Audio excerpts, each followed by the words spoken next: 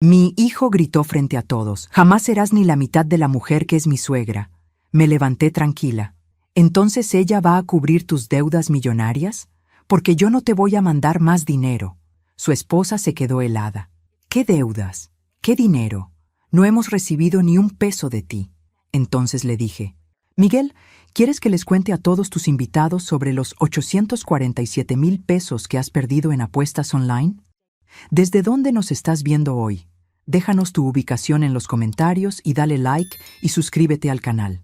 Todo comenzó hace 3 meses, cuando decidí investigar por qué mi hijo de 32 años vivía mejor que yo, a pesar de que supuestamente tenía problemas financieros. Pero para entender cómo llegué a humillar a Miguel frente a 50 invitados en su fiesta de aniversario, tengo que retroceder un poco.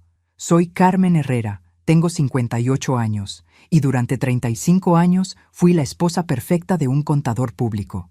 Cuando Eduardo murió hace 3 años, me dejó muy bien cuidada financieramente. Tenía la casa pagada, una pensión de 45,000 pesos mensuales y 2.3 millones de pesos en inversiones que Eduardo había manejado sabiamente durante décadas. Suficiente para vivir cómodamente el resto de mi vida. Miguel es mi único hijo, y después de la muerte de su papá, se acercó mucho a mí. De repente, el chico que apenas me visitaba antes aparecía cada domingo para almorzar, llamaba entre semana para preguntar cómo estaba y hasta me llevaba flores los días difíciles. Qué ingenua fui al pensar que era amor filial. Isabela, su pareja, también cambió su actitud hacia mí. Antes del funeral, apenas me dirigía la palabra. Después se volvió súper cariñosa, me invitaba a eventos sociales y hasta me pidió consejos de decoración para su casa, como si yo fuera su mejor amiga. El primer préstamo llegó 6 meses después del funeral. Miguel apareció en mi casa un viernes por la noche, con cara de preocupación y un discurso bien ensayado sobre una emergencia médica de Isabela. Necesitaba 50,000 pesos urgentemente para pagar unos estudios que el seguro no cubría. Por supuesto, se los di sin pensarlo 2 veces. Hasta le firmé un recibo informal que él preparó, para mantener todo documentado. 2 meses después, fue la transmisión del auto. Otros 80,000 pesos, porque el taller había encontrado más problemas de los esperados. Otra vez con recibo firmado. Luego fueron 120,000 para el enganche de un crédito hipotecario que les convenía tomar antes de que subieran las tasas. Siempre con explicaciones lógicas, siempre con promesas de devolver el dinero pronto y siempre con esos recibos para mantener todo en orden. Pero yo no soy tonta, aunque a veces me haga la despistada. Soy hija de un comerciante libanés que me enseñó a contar hasta el último centavo. Así que llevaba mi propio registro de cada peso que le prestaba a Miguel. En 3 años, la suma llegó a 847,000 pesos. Más de 1/3 de toda la herencia que Eduardo me había dejado. Lo que realmente me molestó no fue el dinero. Fue darme cuenta de que me estaban mintiendo sistemáticamente. Miguel no tenía ningún problema financiero. Al contrario, cada vez que iba a su casa, veía algo nuevo. Una televisión de 85 pulgadas, muebles italianos, un jardín rediseñado por paisajistas, vacaciones en Cancún cada 6 meses. ¿Y yo? Yo seguía manejando el mismo coche de hace 8 años, comprando ropa en liquidaciones y negándome pequeños lujos porque había que cuidar el dinero para emergencias. Mientras tanto, mis emergencias financiaban el estilo de vida aspiracional de mi hijo. La gota que derramó el vaso fue hace 3 meses. Miguel llegó pidiendo 200,000 pesos para invertir en un negocio seguro que le daría ganancias extraordinarias. Esta vez, algo en su manera de hablar me alertó. Tenía la mirada nerviosa de alguien que está mintiendo, pero también la desesperación de alguien que realmente necesita dinero. Le dije que no tenía esa cantidad disponible en efectivo, que necesitaba revisar mis inversiones. Era mentira, pero quería tiempo para investigar. Miguel se puso extrañamente agresivo, insistiendo en que era urgente, que la oportunidad se iba a perder. Isabela, que generalmente se quedaba callada durante estas conversaciones, esta vez lo apoyó con una intensidad que me pareció sospechosa. Esa noche, después de que se fueron, me senté en la cocina con una taza de café y tomé una decisión. Iba a descubrir exactamente qué estaba pasando con mi hijo. Eduardo siempre decía que cuando los números no cuadraban, había que investigar hasta encontrar dónde estaba el error. No tenía idea de que estaba a punto de descubrir algo mucho peor que simples mentiras sobre dinero. Pero esa es una historia que tendría que esperar hasta que contratara a la persona correcta para ayudarme a desentrañar la verdad. Contraté a Rodrigo Mendoza, un investigador privado recomendado por la prima de mi vecina, que había usado sus servicios durante un divorcio complicado. Rodrigo era un hombre serio de unos 45 años, ex policía, con esa manera directa de hablar que me inspiraba confianza.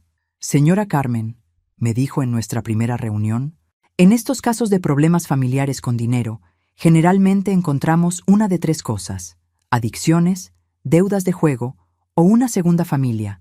¿Tiene alguna sospecha específica?» La verdad es que no. Miguel nunca había mostrado interés por el juego, no bebía más de la cuenta y parecía genuinamente enamorado de Isabela. Pero entonces, ¿por qué necesitaba tanto dinero? «Quiero que investiguen todo», le dije. «Sus movimientos, sus finanzas, sus actividades en línea, todo». Rodrigo asintió. «Va a costar 25,000 pesos por semana, y probablemente necesitemos al menos 3 semanas para tener un panorama claro». 75,000 pesos. Era menos de lo que Miguel me había pedido la última vez, así que lo consideré una inversión en mi tranquilidad mental. Mientras esperaba los resultados de la investigación, decidí hacer mi propia observación. Empecé a visitar a Miguel e Isabela sin avisar, cosa que nunca había hecho antes. Siempre los llamaba primero, como una persona educada. Pero la educación no me iba a dar respuestas. Mi primera visita sorpresa fue un martes a las 11 de la mañana. Sabía que Isabela trabajaba en una boutique hasta las 7 de la noche y que Miguel supuestamente estaba buscando trabajo después de que lo despidieron de la empresa constructora. Toqué la puerta y esperé. Miguel tardó varios minutos en abrir, y cuando lo hizo, estaba claramente nervioso. Llevaba puesta la misma ropa del día anterior y tenía esa apariencia desaliñada de alguien que acaba de despertar. «Mamá, ¿qué haces aquí?», me preguntó, bloqueando la entrada. «Vine a traerte el mole que prometí», le dije, levantando el recipiente de plástico que había preparado esa mañana. «¿No me vas a dejar pasar?». Adentro, la casa estaba extrañamente silenciosa. La televisión nueva de 85 pulgadas estaba encendida en un canal de deportes, pero en silencio. Había latas de cerveza vacías en la mesa de centro y platos con comida de la noche anterior. «¿Isabela no recogió antes de irse al trabajo?», pregunté, fingiendo interés casual mientras limpiaba automáticamente. Sí, pero yo volví a comer algo». Miguel se veía cada vez más incómodo. Cuando fui a guardar el mole en la cocina, vi algo que me dejó helada. 5 teléfonos celulares diferentes sobre el mostrador. 5 teléfonos para una pareja que supuestamente tenía problemas de dinero. «Miguel», le grité desde la cocina, «¿de quién son todos estos teléfonos?». Se tardó demasiado en responder. «Son, de trabajo, para diferentes proyectos». Pero Miguel había sido despedido supuestamente. ¿Qué proyectos? ¿Y por qué necesitaba 5 teléfonos diferentes? El resto de la visita transcurrió de manera tensa. Miguel claramente quería que me fuera, y yo fingía no darme cuenta mientras mentalmente fotografiaba cada detalle extraño que veía. Los teléfonos, las latas de cerveza a las 11 de la mañana, el nerviosismo exagerado y algo más que no podía identificar pero que me producía escalofríos. Cuando finalmente me fui, sabía que había visto algo importante, pero no entendía qué. En el auto, llamé a Rodrigo. «Encontré 5 teléfonos celulares en su casa», le dije sin preámbulos. Rodrigo suspiró. «Señora Carmen, eso confirma lo que empezamos a sospechar. Su hijo está involucrado en algo que requiere múltiples identidades o múltiples operaciones. Necesitamos acelerar la investigación». «¿Qué tipo de operaciones?». «Préstamos ilegales, apuestas en línea, estafas, venta de productos falsificados. Hay muchas posibilidades, pero todas malas». Colgué el teléfono sintiéndome enferma del estómago. Una cosa era descubrir que Miguel me mentía sobre necesitar dinero para emergencias. Otra muy diferente era descubrir que posiblemente estaba involucrado en actividades ilegales. Esa noche, mientras cenaba sola en mi cocina, me pregunté si realmente quería saber la verdad. Una parte de mí quería cancelar la investigación, seguir dándole dinero a Miguel cuando me lo pidiera y fingir que todo estaba bien. Pero entonces recordé los 5 teléfonos y la manera nerviosa en que Miguel había evitado mis ojos. Mi hijo me estaba mintiendo sobre algo grave, y yo tenía derecho a saber qué era antes de seguir financiando su vida. Al día siguiente, Rodrigo me llamó con noticias que cambiarían todo. Señora Carmen, necesitamos vernos urgentemente. La voz de Rodrigo sonaba tensa. Encontramos algo que va a ser muy difícil de escuchar. Nos encontramos en el mismo café de siempre. Pero esta vez, Rodrigo traía una carpeta gruesa y una expresión que me helaba la sangre. Antes de que pudiera sentarme completamente, él ya había abierto la carpeta. Su hijo no perdió el trabajo por despido. Comenzó sin preámbulos. Lo despidieron por robar. La empresa no presentó cargos porque él devolvió parte del dinero y porque prometió no buscar empleo en el sector construcción. Mi mundo se tambaleó. ¿Robar? ¿Cuánto? 380,000 pesos en sobrefacturación de materiales. El dinero se desviaba a cuentas personales de Miguel, pero eso fue solo el comienzo. Rodrigo había descubierto que Miguel tenía cuentas en 6 casas de apuestas en línea diferentes y había perdido cantidades significativas en partidos de fútbol, carreras de caballos y algo llamado apuestas en vivo que aparentemente funcionaba las 24 horas. Los 5 teléfonos que vio son para operar diferentes cuentas, explicó Rodrigo. Cuando una casa de apuestas lo limita por perder demasiado, abre una nueva cuenta con otra identidad. ¿Identidades falsas? No exactamente. Usa nombres de familiares y amigos. De hecho, hay 2 cuentas a nombre de usted. Sentí como si me hubieran abofeteado. ¿Cómo? Con sus datos personales, nombre completo, dirección, incluso su número de teléfono. Las pérdidas en esas cuentas suman 340,000 pesos. Miguel no solo me había estado robando directamente. Había estado usando mi identidad para endeudarse con casas de apuestas ilegales. Y las deudas estaban en mi nombre. Sin embargo, continuó Rodrigo, hay algo extraño en los patrones de apuesta. Miguel apuesta, pero también exagera las pérdidas que él reporta como perdidos no coinciden con los registros reales de las casas de apuestas. ¿Qué significa eso? Que posiblemente esté usando la adicción al juego como excusa para pedir más dinero del que realmente necesita para apostar. Es una estrategia común. Fingir pérdidas mayores para justificar solicitudes de dinero más grandes. Eso explicaba la desesperación calculada que había visto en Miguel. No era solo un ludópata desesperado. Era un manipulador que usaba la adicción al juego como herramienta de extorsión emocional. Pero eso no es lo peor, continuó Rodrigo, volteando la página. Isabela no trabaja en ninguna boutique. Esa dirección que usted tiene es de un salón de masajes terapéuticos que opera las 24 horas. El mundo se volvió borroso otra vez. ¿Es un salón legítimo? Pregunté, temiendo la respuesta. Sí y no. Es un negocio registrado legalmente. Isabela es masajista certificada, pero hay indicios de que también ofrecen servicios especiales para ciertos clientes. El negocio genera aproximadamente 180,000 pesos mensuales. ¿Sabe Miguel dónde trabaja realmente Isabela? No solo lo sabe, administra las finanzas del negocio. El salón está registrado a nombre de ella, pero todas las decisiones financieras las toma él. La información seguía llegando como oleadas. Miguel no era solo un ladrón y ludópata parcial. Era también el administrador de un negocio que operaba en zona gris legal. Señora Carmen, hay más. ¿Más? ¿Qué podía ser peor? Miguel tiene deudas reales con prestamistas ilegales por 1.2 millones de pesos. Los intereses se acumulan diariamente y ya recibió 2 advertencias físicas. Rodrigo me mostró fotos tomadas con teleobjetivo. Miguel con la cara hinchada, un ojo morado y marcas en los brazos que claramente no habían sido accidentales. Lo están presionando para que pague, y las amenazas ahora incluyen a Isabela y a usted. ¿A mí? Los prestamistas investigaron de dónde sacaba Miguel el dinero para apostar. Descubrieron que su principal fuente de ingresos era usted. En su lógica, si Miguel no puede pagar, la responsabilidad pasa a quien ha estado financiando sus apuestas. Me quedé en silencio varios minutos, procesando toda la información. El hijo que creía conocer no existía. En su lugar, había un criminal que me había estado utilizando sistemáticamente.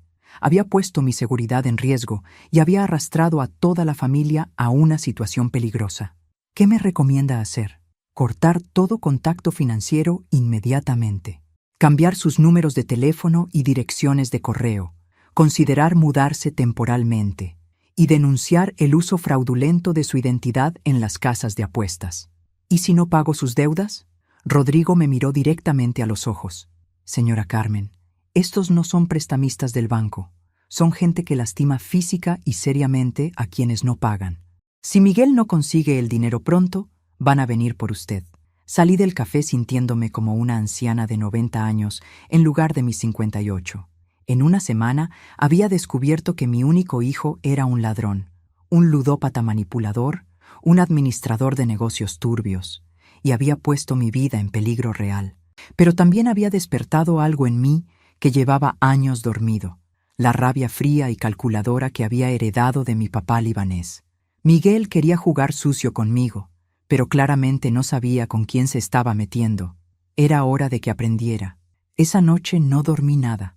Me quedé despierta haciendo cálculos, planificando y recordando lecciones que mi papá me había enseñado sobre cómo manejar a la gente que trata de estafarte. Carmen, me decía siempre, cuando alguien te engañe, no te enojes. Piensa, el que se enoja pierde, el que piensa gana. Miguel me había estado jugando durante 3 años, pero ahora yo conocía sus cartas. Tenía ventajas que él no sabía que tenía. Rodrigo, que seguía investigando, y algo más importante, Miguel no sabía que yo sabía. Mi primer movimiento fue asegurar mis finanzas. Llamé al banco y cambié todas mis claves de acceso, cancelé las tarjetas que Miguel conocía, y moví mi dinero a una cuenta nueva en una sucursal diferente. Si iban a haber una guerra, no iba a pelearla sin municiones. El segundo movimiento fue más delicado. Necesitaba que Miguel siguiera creyendo que todo estaba normal mientras yo reunía más evidencia. Así que cuando me llamó el miércoles pidiendo otros 150,000 pesos para una oportunidad de inversión que no podía dejar pasar, le dije que sí, pero que necesitaba unos días para conseguir el dinero. «Es urgente, mamá», insistió. «Si no aprovecho esta oportunidad ahora, se va a ir a otro inversionista». «Qué bueno que está urgente», pensé. La desesperación hace que la gente cometa errores. «Dame hasta el viernes, hijo. Tengo que vender unos bonos». Miguel aceptó, pero pude escuchar el alivio en su voz. Probablemente los prestamistas lo estaban presionando otra vez. El jueves, Rodrigo me llamó con información nueva. «Señora Carmen, Miguel está planeando algo grande para este fin de semana. Ha estado reuniéndose con gente nueva y hay movimiento extraño de dinero en las cuentas del salón de masajes». «¿Qué tipo de movimiento?» «Están sacando todo el efectivo disponible, como si estuvieran preparándose para desaparecer». Eso me congeló la sangre.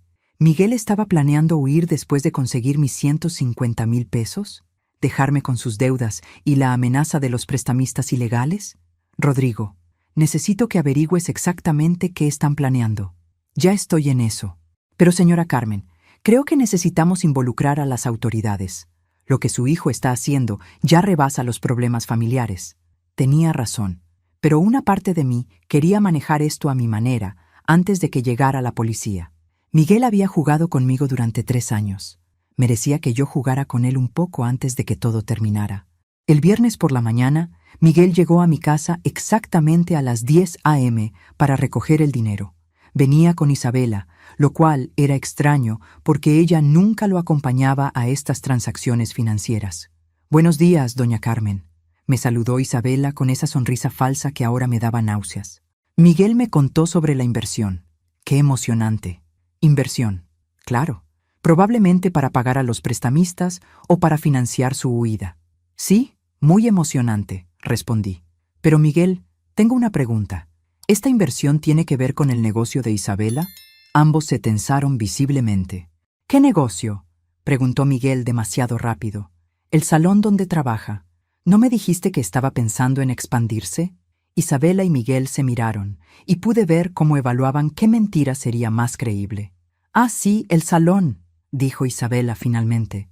«Pero no, esta inversión es diferente. Es en bienes raíces». Bienes raíces. Interesante elección de mentira, considerando que su único bien raíz era el salón de masajes. «¿Dónde está el dinero, mamá?», preguntó Miguel, claramente queriendo terminar la conversación. «Aquí está», dije, sacando un sobre grueso de mi bolsa. pero en lugar de dárselo, lo puse sobre la mesa de centro. Antes de dártelo, quiero conocer más detalles sobre esta inversión. ¿Dónde exactamente van a invertir? ¿Cuál es el rendimiento esperado? ¿Cuándo me van a devolver el dinero? Miguel se veía cada vez más nervioso.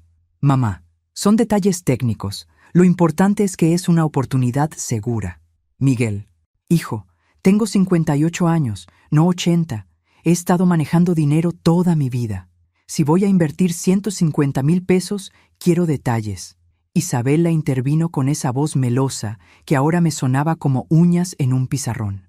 Doña Carmen, confíe en nosotros. Jamás la pondríamos en riesgo. Jamás me pondrían en riesgo. Esa fue la gota que derramó el vaso. ¿En riesgo?, repetí lentamente. ¿Como el riesgo de las deudas que Miguel contrajo usando mi nombre en las casas de apuestas? El silencio en mi sala fue tan espeso que se podía cortar con cuchillo. Miguel se había puesto pálido, e Isabela parecía una estatua. No sé de qué hablas, mamá. ¿No? ¿No sabes de las cuentas en BetMéxico y Casino Real que están a mi nombre? ¿No sabes de los 340,000 pesos que perdiste apostando como si fueras yo? Miguel finalmente habló, pero su voz sonaba diferente, fría, calculadora. ¿Cómo supiste eso? Y ahí estaba. Ya no había mentiras ni teatro. Mi hijo me había estado estafando sistemáticamente, y ahora que sabía que lo sabía, se había quitado la máscara. La pregunta, Miguel, no es cómo lo supe. La pregunta es qué vamos a hacer al respecto. Miguel se levantó del sillón con un movimiento que me puso alerta. Ya no era mi hijo nervioso pidiendo dinero para emergencias. Era un extraño con ojos fríos y una postura que me recordó demasiado a las fotos que Rodrigo me había mostrado de sus encuentros con los prestamistas. «Está bien, mamá», dijo con una calma que me heló la sangre. «Ya que quieres saberlo todo, hablemos con claridad». Isabela se había quedado inmóvil, pero sus ojos se movían entre Miguel y yo, como si estuviera viendo una película de suspenso. Los 847,000 pesos que me diste durante estos 3 años no fueron préstamos, fueron inversiones, continuó Miguel. Inversiones en mi futuro, en nuestra familia, en mantener a todos seguros. ¿Seguros de qué? Seguros de que yo no termine en la cárcel por fraude. Seguros de que Isabela no termine lastimada por clientes violentos del salón. Seguros de que tú no recibas visitas desagradables de gente que quiere su dinero de vuelta. Ahí estaba. Miguel no solo me había estado robando, me había estado chantajeando emocionalmente, haciéndome creer que lo estaba ayudando, cuando en realidad lo estaba protegiendo de las consecuencias de sus propios crímenes. Y los 150,000 que vine a buscar hoy no son para una inversión, continuó. Son para pagar la última cuota de una deuda que, si no se salda hoy, va a resultar en problemas físicos muy serios para todos nosotros. Todos nosotros incluye a ti, mamá, añadió Isabela, hablando por primera vez desde que se había caído su máscara. Los prestamistas ya saben dónde vives. Ya saben que tú has sido la fuente de dinero de Miguel. Si él no paga hoy, van a venir por ti mañana. Era un chantaje perfecto. Dame el dinero o te van a lastimar. Y técnicamente era cierto, porque Miguel había creado esa situación usando mi dinero y mi identidad. Pero entonces recordé algo que mi papá siempre decía. Cuando alguien te amenace, pregúntate si realmente tiene poder para cumplir la amenaza, o si solo está desesperado. Miguel, le dije con la voz más tranquila que pude, ¿cuánto dinero han ganado Isabela y tú con el salón de masajes en los últimos 3 años y medio? Se quedó callado. Rodrigo me dio los números. El salón genera aproximadamente 180,000 pesos mensuales en ingresos brutos. En 3 años y medio, esos son más de 7.5 millones de pesos. ¿Dónde está ese dinero? La cara de Isabela cambió completamente. Por primera vez vi algo parecido al alivio en sus ojos, como si hubiera estado esperando que alguien hiciera esas preguntas. No todo ese dinero es ganancia, murmuró Miguel. Por supuesto que no. Pero incluso con gastos, comisiones para las empleadas y sobornos ocasionales para inspectores, deberían haber ganado al menos 4 millones de pesos netos, suficiente para pagar cualquier deuda y vivir cómodamente. Pausa larga, pausa, muy larga. ¿Dónde está ese dinero, Miguel? Isabela se quebró primero, pero no como yo esperaba. En lugar de defender a Miguel, algo en su expresión se endureció. Miguel, dile la verdad. Ya no podemos seguir mintiendo. «Cállate, Isabela». Pero era demasiado tarde. Yo había visto la grieta y ahora iba a abrir toda la pared. Pero más importante, había visto que Isabela no era la cómplice dispuesta que había parecido. Era alguien que había estado esperando una oportunidad para escapar. ¿Cuál es la verdad, Isabela? Ella miró a Miguel, luego a mí, luego al sobre con dinero que seguía sobre la mesa. Cuando empezó a hablar, su voz sonaba diferente, más firme, como si llevara mucho tiempo ensayando estas palabras. Miguel tiene una segunda familia en Monterrey, una esposa legal y 2 hijos. Todo el dinero del salón se va para mantener esa casa, pagar colegios privados y hacer creer a esa mujer que él es un empresario exitoso. El mundo se detuvo. Una segunda familia. Miguel no solo me había estado robando para apostar, me había estado robando para financiar una vida completamente diferente con otra mujer y otros hijos. ¿Una esposa legal?, pregunté, aunque mi voz sonaba como si viniera de muy lejos. Se casó con ella hace 5 años, continuó Isabela, ignorando las miradas asesinas de Miguel. Yo no soy su esposa, soy solo su socia comercial. El salón está a mi nombre porque él no puede tener negocios registrados mientras está legalmente casado con otra persona para efectos fiscales. Isabela, cierra la boca. Pero Isabela ya había comenzado a derrumbarse y no podía parar. O más bien, había comenzado a liberarse. Las deudas con prestamistas existen, pero la cantidad real es de 400,000 pesos, no los millones que él dice.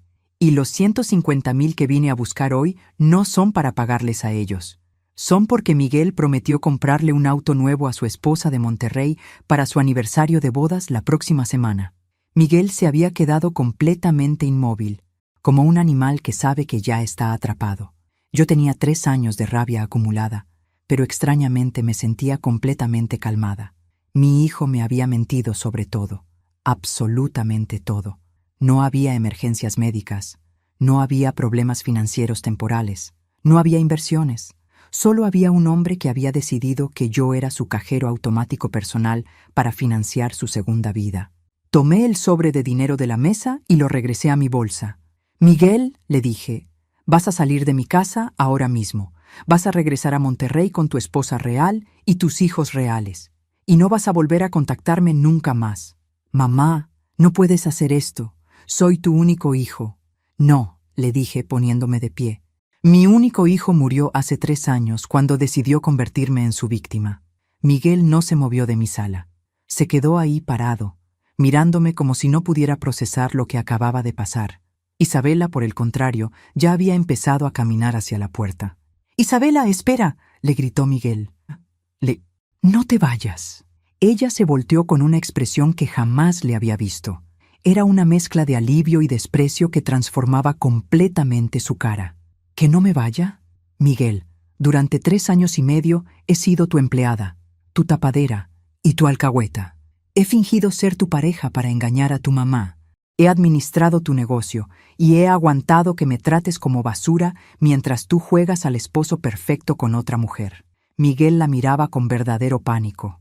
Isa, podemos arreglar esto. Podemos hablar. No hay nada que arreglar. Estoy harta. Entonces Isabela hizo algo completamente inesperado. Se sentó en mi sillón y me miró directamente.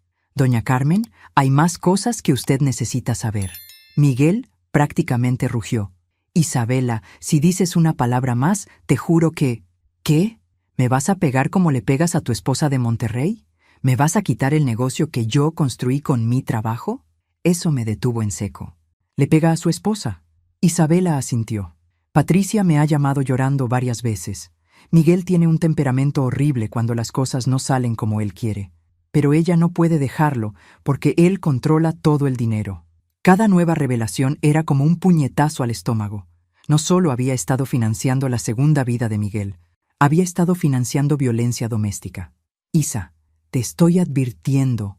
Miguel se estaba acercando a ella con una expresión que realmente me asustó.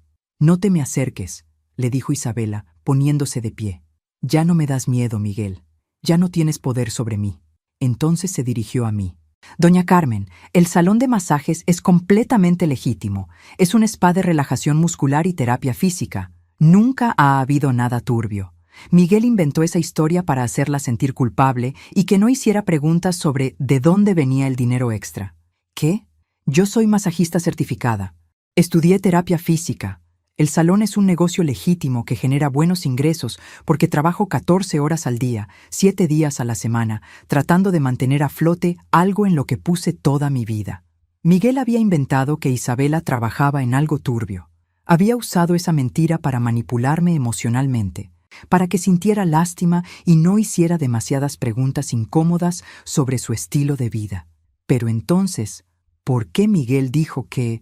Porque quería que usted pensara que nosotros éramos víctimas de circunstancias terribles, no una pareja próspera que la estaba estafando sistemáticamente. Miguel finalmente explotó. «Ya basta, las dos están locas y piensan que esto va a terminar así». Se acercó hacia mí con esa mirada fría que ya no reconocía como la de mi hijo. «Mamá, tú me vas a dar esos 150,000 pesos y todos los que necesite después, porque si no lo haces, voy a hacer que tu vida se vuelva un infierno». «¿Cómo?» «Tengo fotos tuyas entrando y saliendo del banco. Tengo copias de todos los cheques que me has dado. Tengo evidencia de que tú sabías perfectamente que el dinero era para apuestas y que lo diste voluntariamente». Pausa. «También tengo todos esos recibos que firmaste cada vez que te di dinero. Con un buen abogado puedo hacer que parezca que tú eres socia del salón de masajes y que todas las transacciones fueron decisiones conjuntas de negocio». Isabela me miró con alarma. «Miguel, esos recibos eran para...». «¿Qué recibos?», pregunté, aunque ya me estaba imaginando la respuesta. «Todos esos documentos que firmaste cada vez que te di dinero prestado, los que yo preparé para mantener todo documentado. Con un buen abogado, puedo hacer que parezca que tú eres la cabeza de una organización criminal y que yo soy solo un empleado que seguía órdenes». Era diabólico. Miguel había estado documentando nuestras transacciones no para protegerme, sino para protegerse él. Si yo lo denunciaba o cortaba el flujo de dinero, él tenía evidencia manipulada para hacerme quedar como la criminal. «Miguel», le dije, sintiéndome extrañamente calmada otra vez, ¿realmente crees que soy tan estúpida? ¿Qué? ¿Realmente crees que durante estos 3 años yo no he estado documentando tan bien? La expresión de confianza en su cara comenzó a cambiar. «Rodrigo Mendoza ha estado grabando todas tus conversaciones desde hace 3 semanas. Tengo evidencia de video de tus reuniones con las casas de apuestas. Tengo documentación de cómo usaste mi identidad fraudulentamente. Y desde hace media hora he estado grabando esta conversación en mi teléfono». Tomé mi celular de mi bolsa y les mostré la pantalla donde decía claramente: «Grabando, 34 minutos. Todo lo que acabas de decir sobre chantajearme, sobre documentos falsificados, sobre hacer que mi vida sea un infierno, está grabado». Miguel se había quedado completamente blanco. Isabela sonrió por primera vez desde que había llegado. «Doña Carmen, me parece que su hijo subestimó con quién se estaba metiendo». Miguel se quedó ahí parado por lo que parecieron horas, pero probablemente fueron solo unos segundos. Podía ver su cerebro trabajando, tratando de calcular si todavía tenía alguna carta que jugar. «Esas grabaciones no van a servir de nada», dijo finalmente, pero su voz ya no sonaba convincente. «Son ilegales si no tenía mi consentimiento». «Miguel», le dije con una sonrisa que había aprendido de mi papá cuando trataba con clientes problemáticos, «estás en mi casa. En México tengo derecho a grabar cualquier conversación que ocurra en mi propiedad privada. Pero más importante, acabas de amenazarme con chantaje y extorsión. Eso es un delito grave, sin importar cómo se haya obtenido la evidencia». Isabela se acercó a la ventana y miró hacia afuera. «Miguel, hay un coche gris que ha estado estacionado afuera desde que llegamos. ¿Es el investigador de su mamá?» Rodrigo había estado vigilando mi casa.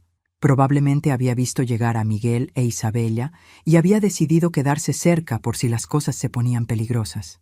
«¿Cuánta gente sabe lo que está pasando aquí?», preguntó Miguel, empezando a sonar desesperado. «Suficiente gente», respondí. «Rodrigo, mi abogado, mi contador y algunas personas más que necesitaban saber para protegerme de esto». La verdad era que solo Rodrigo sabía los detalles completos, pero Miguel no necesitaba saber eso. «Además», continué, «ya reporté el uso fraudulento de mi identidad en las casas de apuestas. Eso significa que hay una investigación oficial abierta. Ya no es solo un problema familiar». Eso no era completamente cierto todavía, pero lo iba a hacer en cuanto Miguel saliera de mi casa. «Miguel», dijo Isabela de repente, «necesitamos irnos. Ahora». «¿Por qué?». «Porque acabo de acordarme de algo. Doña Carmen, ¿Su investigador sabe sobre Patricia y los niños en Monterrey? Sí, mentí, aunque Rodrigo todavía estaba investigando esos detalles. Isabela palideció. Miguel, si hay una investigación oficial y descubren lo de Patricia, van a investigar la bigamia. Eso es un delito federal. Miguel se veía cada vez más atrapado. No es bigamia técnicamente porque... Claro que es bigamia. Isabela prácticamente gritó. Estás casado legalmente con Patricia desde hace 5 años. Conmigo solo tienes unión libre. Si las autoridades investigan, van a descubrir que has estado mintiendo en documentos oficiales, evadiendo impuestos y cometiendo fraude matrimonial. Esto estaba subiendo de tono muy rápido. Miguel se veía como un animal acorralado, y los animales acorralados pueden volverse peligrosos. Miguel, le dije con la voz más calmada posible, todavía puedes salir de esto sin que las cosas empeoren. Toma a Isabela, vete a Monterrey y trata de arreglar tu vida. Yo no voy a buscar venganza, pero tampoco voy a seguir siendo tu víctima. ¿Y mis deudas reales? ¿Los 400,000 pesos que sí debo? Esos son tu problema. Tienes un negocio próspero y una segunda vida próspera. Encuentra la manera de pagarlo tú mismo. Miguel me miró como si fuera a decir algo más. Pero entonces su teléfono empezó a sonar. Miró la pantalla y su cara se puso verde. «Es Patricia», murmuró. «Contéstale», le dijo Isabela. «A ver qué le dices ahora». Miguel rechazó la llamada, pero inmediatamente volvió a sonar. «Miguel», dijo Isabela con una voz extrañamente divertida. «¿No le dijiste a Patricia que venías a recoger el dinero para su auto nuevo? ¿No le prometiste que estarías de vuelta en Monterrey esta noche para celebrar?» El teléfono siguió sonando y sonando. «Contesta, Miguel», le dije. «O mejor aún, ponlo en altavoz. Creo que es hora de que Patricia sepa la verdad también». «No voy a hacer eso». «Entonces yo lo haré», dijo Isabela, sacando su propio teléfono.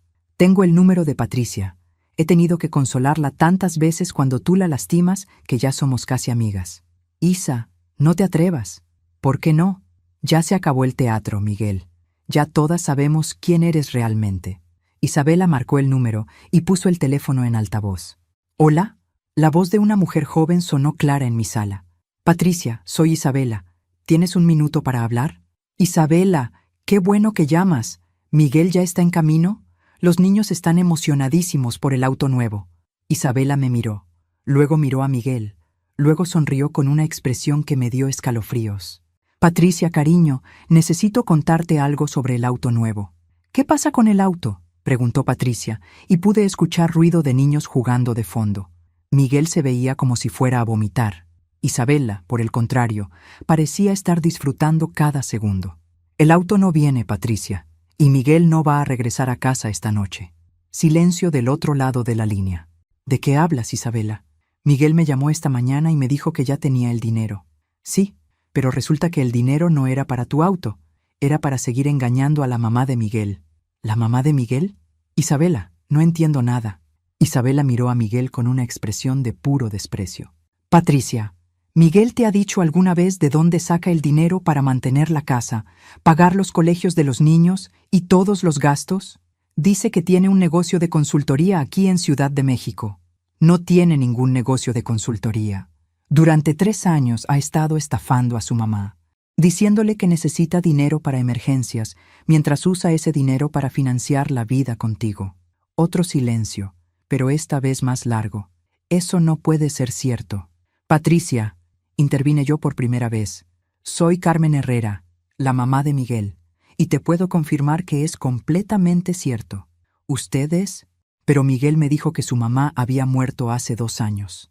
Eso me pegó como una bofetada. Miguel le había dicho a su esposa que yo estaba muerta. Pues como puedes escuchar, estoy muy viva. Y durante 3 años he estado mandándole dinero a tu esposo porque me decía que tenían emergencias médicas, problemas financieros y crisis familiares. «Pero nosotros no hemos tenido ninguna emergencia», susurró Patricia. «Miguel siempre dice que el dinero viene de sus clientes de consultoría». «Miguel no tiene clientes de consultoría», continuó Isabela. «Miguel tiene una mamá a la que ha estado mintiendo sistemáticamente para quitarle 847,000 pesos». El llanto de Patricia comenzó como un sollozo suave, pero rápidamente se convirtió en algo que me rompió el corazón. «Miguel», dijo entre lágrimas, ¿Es cierto esto? Miguel había estado escuchando toda la conversación como una estatua. Finalmente habló, pero su voz sonaba completamente derrotada. Patricia, ¿puedo explicarte? ¿Es cierto? Sí, pero... El grito de Patricia fue tan fuerte que hasta los niños se callaron de fondo. 3 años, Miguel. 3 años hemos estado viviendo con dinero robado. 3 años me has estado mintiendo sobre todo. Patricia, cálmate. Puedo arreglar esto. ¿Calmarme? ¿Calmarme? Soy cómplice de robo. Mis hijos están siendo mantenidos con dinero robado. Le robaste a tu propia madre. Isabela me miró y movió la cabeza con aprobación. Claramente Patricia no había sabido nada de los planes de Miguel. Patricia, le dije, tú no eres cómplice de nada. También eres víctima de Miguel. Señora Carmen, yo no sabía nada, se lo juro. Miguel me decía que usted había muerto, que él había heredado algo de dinero y que tenía un negocio exitoso. Yo jamás habría aceptado dinero robado. Lo sé, hija, lo sé. Miguel finalmente reaccionó. Patricia, no le hagas caso. Están tratando de destruir nuestra familia. Tú ya destruiste nuestra familia, gritó Patricia. Todo es mentira. Nuestra casa es mentira. La escuela de los niños es mentira. Nuestro matrimonio es mentira. Patricia, por favor. No. Miguel, no regreses a esta casa. No quiero verte. No quiero que los niños te vean. Voy a hablar con mi papá para ver qué opciones legales tengo. Patricia, espera. Pero la línea ya estaba muerta. Miguel se dejó caer en mi sillón con la cara entre las manos. Por primera vez en toda esta pesadilla, me dio un poco de lástima. Solo un poquito. Miguel, le dije suavemente, esto podía haber terminado de manera muy diferente si hubieras sido honesto desde el principio. ¿Honesto? Levantó la cara y me miró con una expresión que no pude interpretar. ¿Honesto sobre qué? ¿Sobre que papá no me dejó nada porque pensaba que yo era un fracaso? ¿Sobre que no pude conseguir trabajo después de que me corrieron?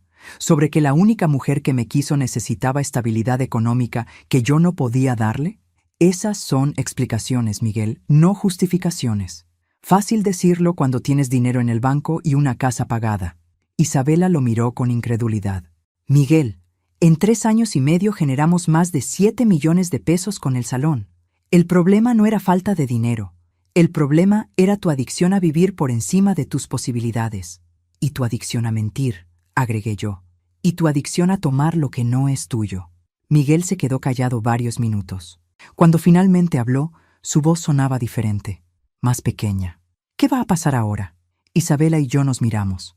Buena pregunta. Lo que va a pasar ahora, le dije a Miguel, depende completamente de ti. Se quedó esperando que continuara, pero yo había aprendido el poder de los silencios dramáticos. Tienes 3 opciones, continué finalmente. Primera opción, sigues mintiendo, sigues peleando, y esto se convierte en un caso criminal con investigación federal, cargos por fraude, bigamia y uso fraudulento de identidad. En esa ruta, Patricia va a divorciarse de ti. Yo voy a cooperar completamente con las autoridades, e Isabela va a testificar en tu contra. Miguel me miraba como si estuviera viendo a una extraña. Segunda opción, admites todo, cooperas con las autoridades, devuelves lo que puedas y aceptas las consecuencias legales. En esa ruta, yo podría considerar no buscar el máximo castigo. Patricia podría considerar no divorciarse inmediatamente. E Isabela podría no demandarte por robo del negocio. ¿Cuál es la tercera opción?, preguntó en voz baja. La tercera opción es la que más me interesa a mí, dije, sintiendo una satisfacción fría que probablemente debería haberme preocupado, pero no lo hacía. Desapareces de mi vida para siempre. Haces las paces con Patricia y le cuentas toda la verdad. Le devuelves a Isabela el control completo del salón y me pagas de vuelta cada peso que me robaste. No tengo 847,000 pesos, pero tienes un negocio que genera 180,000 pesos mensuales. Tienes propiedades a tu nombre en Monterrey y tienes 5 años para pagarme. Con intereses. Miguel calculó rápidamente en su cabeza. Eso serían casi 1.2 millones de pesos con intereses. Exacto. Considerando que me robaste durante 3 años y me hiciste vivir con estrés, miedo y culpa durante todo ese tiempo, me parece una suma justa. Isabela sonrió. A mí me parece más que justa. ¿Y si no puedo conseguir todo ese dinero? Entonces volvemos a la opción 1. Proceso criminal completo. Miguel se quedó pensando varios minutos. Pude ver que estaba haciendo cálculos, evaluando riesgos, tratando de encontrar una cuarta opción que no existía. «Hay algo más», dijo Isabela de repente. «Algo que Miguel no sabe que yo sé». Todos la miramos. «El salón de masajes no es el único negocio que tenemos. También tengo un salón de belleza que abrí hace 2 años con mis propios ahorros. Miguel piensa que es solo un hobby, pero genera otros 90,000 pesos mensuales». Miguel la miró con sorpresa genuina. ¿Cómo hice para ahorrar dinero mientras tú controlabas todas las cuentas del salón de masajes? Muy fácil. Contraté a mi hermana como empleada fantasma. Cada mes le daba 15,000 pesos de salario. Ella me los devolvía en efectivo, y yo los iba ahorrando para el día en que me cansara de ti. La cara de Miguel era un poema. En 2 años ahorré 360,000 pesos. Suficiente para abrir el salón de belleza y tener independencia económica. ¿Por qué no me dijiste? Porque sabía que tarde o temprano este día iba a llegar. Sabía que eventualmente tus mentiras se iban a descubrir y que yo iba a necesitar un plan de escape. Isabela se dirigió a mí. «Doña Carmen, si Miguel acepta la tercera opción, yo puedo asumir pagos mensuales de 20,000 pesos de sus deudas con usted. Entre el salón de masajes y el salón de belleza, puedo generar suficiente dinero para ayudar». «¿Por qué harías eso?», preguntó Miguel. «Porque durante 3 años y medio he sido tu empleada encubierta. Es hora de que yo sea la jefa y tú seas el empleado». La ironía era perfecta. Miguel había pasado 3 años estafándome para financiar su vida de patriarca próspero. Ahora iba a pasar 5 años trabajando para su expareja para pagarme de vuelta. «Miguel», le dije, «necesito una respuesta ahora». Él miró hacia la ventana, donde el auto de Rodrigo seguía estacionado. Luego miró su teléfono, donde probablemente tenía 20 llamadas perdidas de Patricia. Finalmente me miró a mí. «Acepto la tercera opción. ¿Aceptas desaparecer de mi vida para siempre?». «Sí». «¿Aceptas contarle toda la verdad a Patricia?». «Sí». «¿Aceptas darle a Isabela el control completo del salón de masajes?». «Sí». «¿Aceptas pagarme 1.2 millones de pesos en 5 años?». Miguel respiró profundo. «Sí». «¿Aceptas que si fallas en cualquiera de esos puntos, voy a proceder inmediatamente con cargos criminales?». Una pausa larga. «Sí». «Entonces vamos a firmar un contrato». Saqué mi teléfono y llamé a Rodrigo. «Rodrigo, necesito que vengas. Vamos a documentar un acuerdo». Mientras esperábamos a Rodrigo, Miguel e Isabela se quedaron sentados en silencio. Yo me serví un vaso de agua y me senté a observarlos. 3 horas atrás había sido una madre ingenua que creía que su hijo tenía problemas temporales de dinero. Ahora era una mujer que acababa de negociar la rendición completa de un estafador profesional. Mi papá habría estado orgulloso. Rodrigo entró a mi casa con una grabadora digital y un contrato que aparentemente ya tenía preparado. Eso me hizo sospechar que había estado anticipando exactamente este momento. «Señora Carmen», me dijo mientras configuraba el equipo, «¿está segura de que quiere proceder con un acuerdo privado en lugar de un proceso legal?». «Completamente segura». «Miguel Herrera», se dirigió a mi hijo, «¿entiende que está admitiendo fraude, robo y uso indebido de identidad, y que está renunciando voluntariamente a cualquier defensa legal?». «Sí», murmuró Miguel. «Entiende que este acuerdo, una vez firmado, es legalmente vinculante y que cualquier incumplimiento resultará en un proceso criminal automático?». «Sí». Isabela había estado extrañamente callada durante los últimos 20 minutos. Cuando Rodrigo comenzó a leer los términos del contrato, ella levantó la mano. «Esperen, hay algo más que necesito decir». Todos la miramos. «Doña Carmen, cuando Miguel me pidió que viniera hoy para ayudarlo a conseguir los 150,000 pesos, no me dijo para qué era el dinero realmente. Ya sabemos que era para el auto de Patricia». «No», dijo Isabela, moviendo la cabeza. «Eso también era mentira». Miguel se tensó visiblemente. «¿Para qué era el dinero entonces?». Isabela respiró profundo. «Para pagar el depósito de un apartamento en Cancún. Miguel estaba planeando desaparecer. Iba a tomar los 150,000 pesos, vaciar todas las cuentas del salón y mudarse a Cancún bajo un nombre falso». El silencio en mi sala era ensordecedor. «No solo iba a robarle a usted una vez más, doña Carmen. Iba a abandonar a Patricia y a sus hijos sin un peso, e iba a dejarme a mí con todas las deudas del salón». Miré a Miguel, que se había puesto completamente pálido. ¿Es eso cierto? No respondió. Miguel, dijo Rodrigo con una voz peligrosamente calmada. ¿Estaba planeando huir del país? Silencio. Porque si esa era su intención, esto ya no es solo fraude doméstico, es preparación para evadir la justicia, lo cual es un delito federal. Isabela sacó su teléfono. Tengo capturas de pantalla de sus búsquedas en Internet sobre países sin extradición y cómo cambiar de identidad legalmente. También tengo fotos del pasaporte falso que mandó hacer con un contacto en Tepito. Miguel finalmente habló. Isa, ¿por qué tienes eso? Porque durante 3 semanas has estado actuando extraño, más extraño de lo normal. Así que te seguí, revisé tu computadora y descubrí tu plan completo. Se dirigió a mí.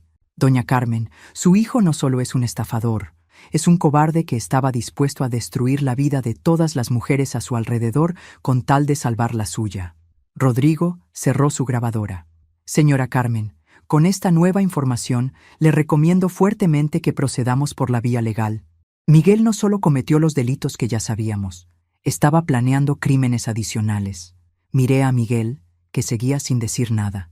Por primera vez en todo este proceso, sentí algo parecido al odio real hacia mi propio hijo. Miguel, le dije con una voz que no reconocí como mía, ¿ibas a dejar a Patricia sola con 2 niños y sin dinero? Nada. ¿Ibas a dejarme a mí preocupándome por qué habías desaparecido? Nada. ¿Ibas a dejar que Isabela cargara con todas las deudas de un negocio que tú administrabas? Finalmente levantó la cara. Mamá, yo nunca quise que las cosas llegaran tan lejos. Pero llegaron, Miguel. Y tu solución no era arreglar el daño que habías hecho. Tu solución era crear más daño y huir. Me dirigí a Rodrigo.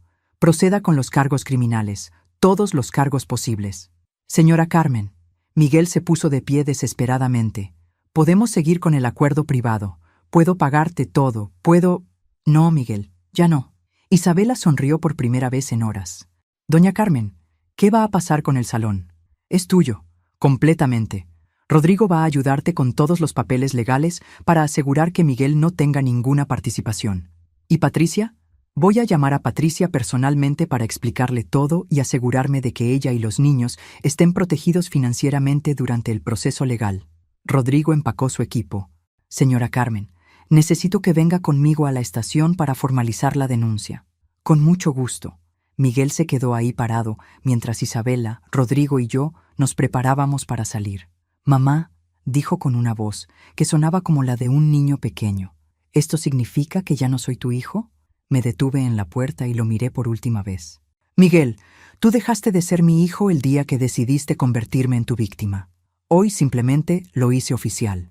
1 año después, Miguel fue sentenciado a 5 años de prisión por fraude, uso indebido de identidad, bigamia y preparación para evadir la justicia. Isabela abrió 2 salones de belleza más y se convirtió en una empresaria próspera. Patricia se divorció de Miguel, se mudó cerca de mi casa con los niños y ahora son mi familia real. Y yo aprendí que nunca es demasiado tarde para dejar de ser víctima y empezar a ser protagonista de tu propia vida.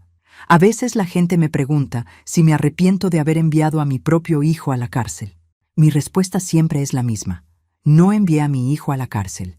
Envié a un criminal que resultó ser mi hijo, y esa diferencia lo cambió todo.